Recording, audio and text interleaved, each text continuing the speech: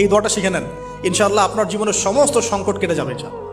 আমি নিজেও এই দোয়াটা বেশি বেশি করার চেষ্টা করি। দোয়াটা হচ্ছে, মুসা আলাইহিস সালাম একটা গাছের নিচে হেলান দিয়ে বসলেন, বসে দেখলেন দুজন মেয়ে দাঁড়িয়ে আছে দূরে, পানি নিতে পারছে না, লোকজন পানি নিয়ে যাচ্ছে, ওরা দাঁড়িয়ে আছে বেচারি।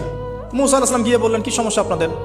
তারা বললেন যে আমাদের বাবা অনেক বৃদ্ধ মানুষ, আমরা পানি নিতে পারি না যতক্ষণ না আমাদের কম পানি নিয়ে চলে যায়। তো মুসা আলাইহিস সালাম তো একটু বললাম না, ফিজিক্যালি খুব স্ট্রং ছিলেন, থাকে না বডি বিল্ডার, সামনে গিয়ে কথা বলে সরো পানি দিতে দাও, তখন মানুষ একটু মূল্যায়ন করে না। তো মুসা আলাইহিস সালাম এভাবে পানি নিয়ে দিলেন এবং বাছুরদেরকে পানি পান করালেন, করিয়ে গাছের নিচে এসে বসে আছেন।